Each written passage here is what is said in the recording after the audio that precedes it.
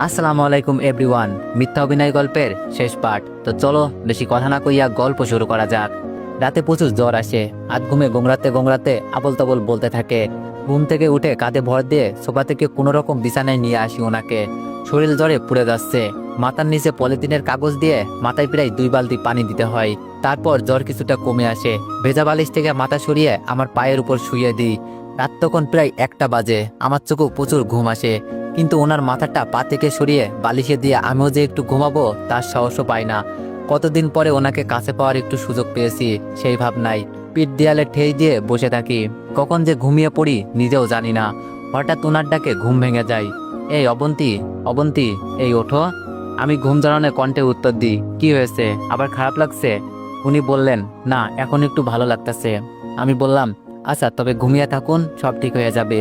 উনি বললেন, তুমি এভাবে ঠাই দিয়ে ঘুমাতে পারবে? বালিশ নিয়ে শুয়ে পড়ো।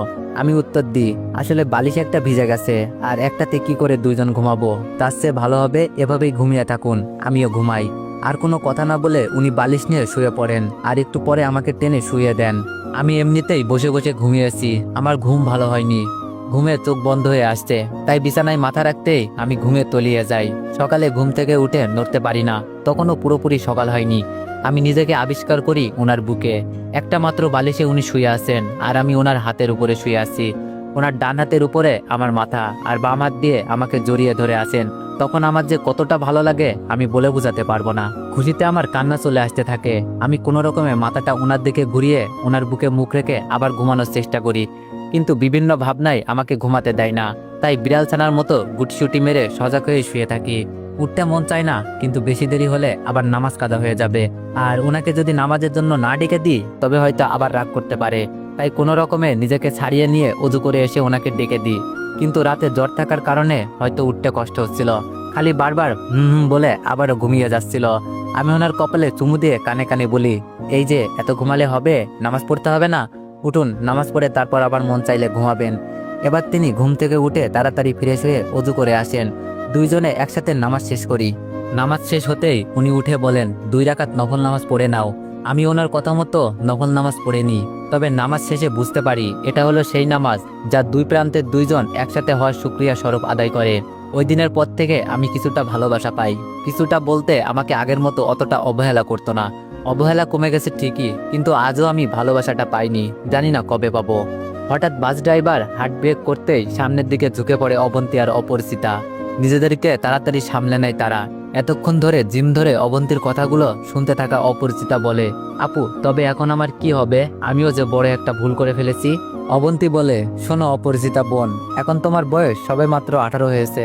হয়তো তুমি মনে করছো সেই কলেজ লাইফের রিলেশনটা অনেক মজার ছিল, সে অনেক ভালোবাসতো। আরে বোকা মেয়ে, সে যদি তোমাকে ভালোবাসতো তবে একবারের জন্য হলেও তো তোমার পরিবারে বলতে পারতো, অথবা তার পরিবার থেকে কাউকে পাঠাতে পারতো। সে কিন্তু কিছুই করেনি। আরেকটা কথা শোনো, স্কুল কলেজ লাইফে কেউ কেউ রিলেশন কেন রাখে জানো? কেউ কেউ কেবলমাত্র একটু ফোনে গল্প করার জন্য আর কলেজ স্কুলে টাইম পাস করার জন্য রিলেশন করে। আবার কেউ কেউ রিলেশনে জড়ায় তার এই উঠতি বয়সে চাহিদা মেটানোর জন্য। একটা বার লুকিয়ে খোঁজ নিয়ে দেখো, তোমার অবর্তমানে সে হয়তো আরেকটা রিলেশনশিপে জড়িয়ে গেছে, আবার নতুন করে কাউকে বলছে তোমাকে ছাড়া আমি বাঁচবো না। তুমি হয়তোবা এখন আমাকে বলবে, আমি যে তোমাকে এত জ্ঞান দিচ্ছি, আমি কেন তবে ওই ভুলটা করেছিলাম? আসলে আমার ওই ভুলের কারণেই শিক্ষা হয়েছে বলেই তো তোমাকে আজ বুঝাতে পারছি। ভুল থেকেই তো সবাই শিক্ষা নেয়। এই বলে অবন্তী অপরিচিতাকে বুঝাতে লাগলো। অপরিচিতা বলল, আপু আমি যেমন 2 বছরের সম্পর্কের মায়ে জড়িয়ে গেছি, সে কি জড়িয়ে যায়নি? অবন্তী বলল, হ্যাঁ এটা ঠিক বলেছ। একসাথে চলার ফলে আসলে মায়া জন্মায়, ভালোবাসা জন্মায়। প্রথম দেখাই তো কেবল সুন্দর চেহারাটাই ভালো লাগে, কিন্তু একটা কথা মনে রাখবে, 3-4 বছর রিলেশনশিপের পরে মায়ার চাইতে 3 অক্ষরের কবুল শব্দটা মায়া অনেক বেশি। হুট করে একজনকে আই লাভ ইউ বলে ফেলা যায়, কিন্তু কবুল শব্দটা উচ্চারণের সময় হৃদয়টা ছিঁড়ে যায়, চোখ থেকে আপনা আপনি পানি ঝরে।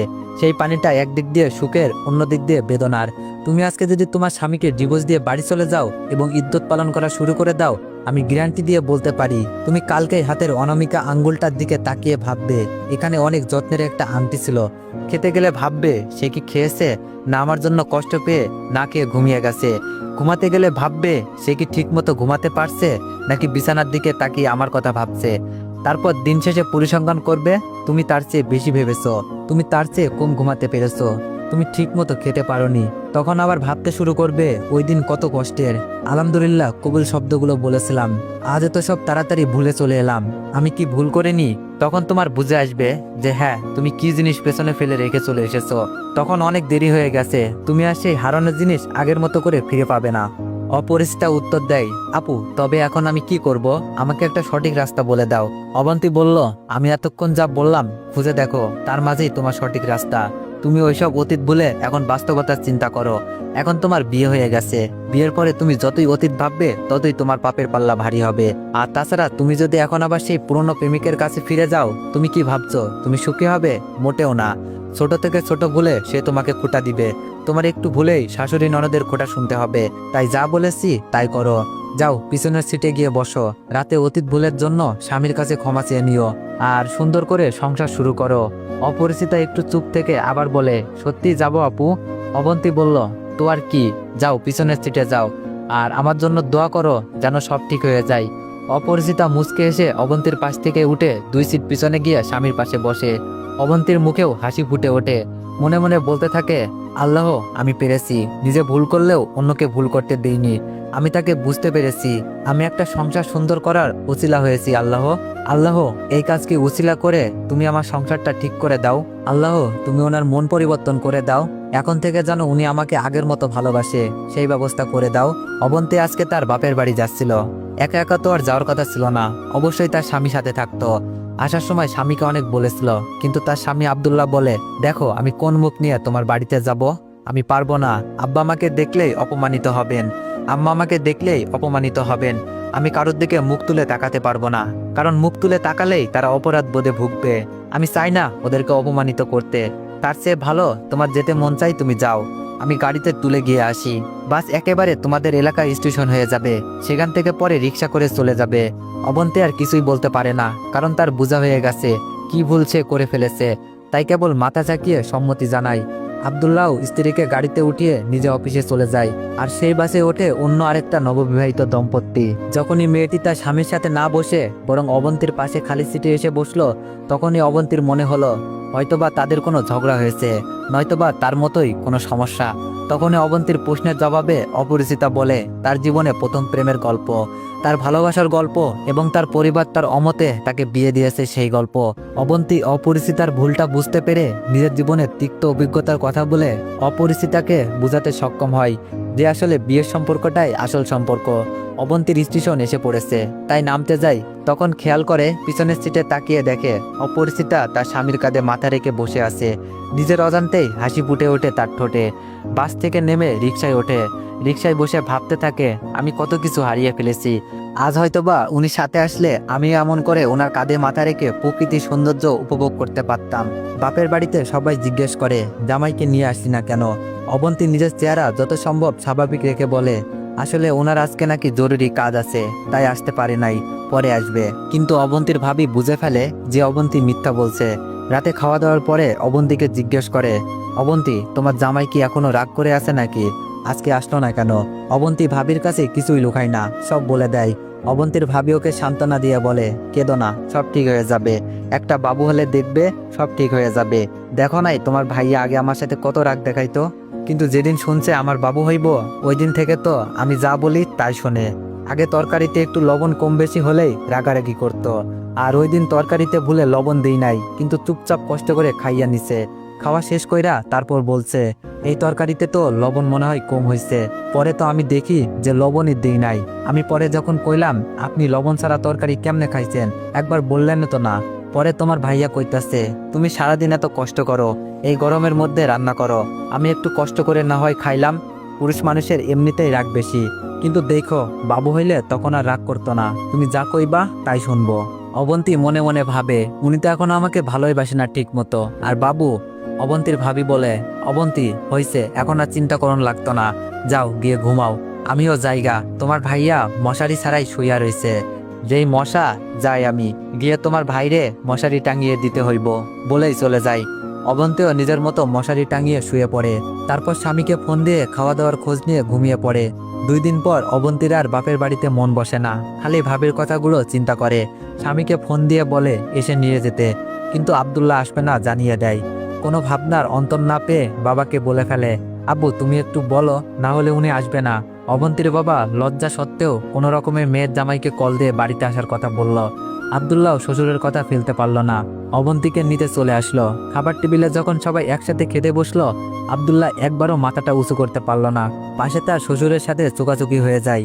বিকালে স্ত্রীকে নিয়ে বাড়িতে ফিরে আসলো আব্দুল্লাহ। রাতে ঘুমাতে যাওয়ার আগে অবন্তীকে সাজতে দেখে প্রশ্ন করে, এই রাতের বেলায় সাজুগুজু করার মানেটা কি? অবন্তী একটু লজ্জা মাখা সুরে বলে, খুব ইচ্ছে হয়েছিল তাই। আব্দুল্লাহ আর কিছু না বলে শুয়ে পড়ে। অবন্তী হতাশ হয়ে তাকিয়ে থাকে স্বামীর দিকে। কত কষ্ট করে সাজলাম আর উনি কিনা ঘুমিয়ে পড়ল। মনে মনে রাগে গুনগুন করতে করতে কথাটা বলেই যত্ন করে আশ্রানো চুলগুলোকে আওলা করে দেয় রাগে। শুয়ে কাঁদতে কাঁদতে চোখের কাজল লেপটে দেয়। রাগে উল্টো দিকে ফিরে ঘুমানোর চেষ্টা করছে। হঠাৎ করে আব্দুল্লাহ পিছন থেকে জড়িয়ে ধরে কানে কানে বলে, এত রাগ করলে কি চলে? আবেগী স্বরে উত্তর দেয় অবন্তী, কি করব তবে? কত কষ্ট করে সাজলাম আমি, আর আপনি কিনা ঘুমিয়ে যাচ্ছেন। আব্দুল্লাহ বলল, তাই এত রাতে সাজুগুজু করার মানেটা কি বুঝলাম না। অবন্তী বলল, কেন সেজেছি তা বুঝি, আপনি বুঝেন না? আব্দুল্লাহ বলল, না বুঝি না তো। তুমি না বললে কি করে বুঝবো কেন করেছো? অবন্তী বলল, আমার একা একা ভালো লাগে না। আপনি তো সারাদিনই অফিসে থাকেন, আর আমি বাড়িতে সারাদিন একা একা থাকি, আমার বোরিং লাগে। আব্দুল্লাহ বলল, তা ওই একা থাকার সাথে এই সাজুগুজুর কি সম্পর্ক? অবন্তী বলল, কোনো সম্পর্কই নেই, আমার মন চাইছে তাই সেজেছি। ন্যাকামি করে, কিছু যেন বুঝে না। আপনার শুনতে হবে না কিছু, বলে একটা কৃত্রিম রাগ দেখিয়ে উল্টো পাশ ফিরে শোয়। আব্দুল্লাহ অবন্তীর রাগ দেখে হেসে ফেলে। অবন্তীকে পিছন থেকে জড়িয়ে ধরে বলে, এই শোনো না, এই শোনো না, আমাদের যদি একটা ছোট্ট মেয়ে থাকতো তবে কত ভালো হতো তাই না? সারাদিন দৌড়াদৌড়ি করতো, কত ভালো হতো তাই না? অবন্তী মুখ ঘুরিয়ে আব্দুল্লাহর বুকে মাথা রাখে। বিড়াল ছানার মতো বুকের সাথে মিশে গিয়ে বলে, একটা কথা বলবো আপনাকে? আব্দুল্লাহ বলে, বলতে থাকো। অবন্তী বলে, জানি না আপনি বিশ্বাস করবেন কিনা, তবুও বলি, আমার আর ওর মধ্যে যদিও 3 বছরের একটা সম্পর্ক ছিল, কিন্তু কসম করে বলতে পারি আমাদের মধ্যে কোনো খারাপ সম্পর্ক ছিল না। আব্দুল্লাহ বলল, অবন্তী এখন এসব কথা থাক। অবন্তী বলল, সবকিছু আপনাকে না বললে যে আমার ভিতরে শান্তি হচ্ছে না, আমার বুকটা ফেটে যায় যখন আপনি আমার সাথে ঠিকমতো কথা না বলেন। আমি অবশ্যই মানছি আমি যা করেছি তার কোনো ক্ষমা নেই, তবুও বলি প্লিজ বিশ্বাস করুন, আমাদের 8-10টা রিলেশনশিপের মতো আমাদেরটা ছিল না। আমরা অ্যাটলিস্ট কোথাও একসাথে ঘুরতে পর্যন্ত যাইনি। আমার ভুলগুলো আমি অবশ্য মেনে নিয়েছি, কিন্তু প্লিজ আপনি কখনো আমাকে চরিত্রহীন বলে মনে করবেন না।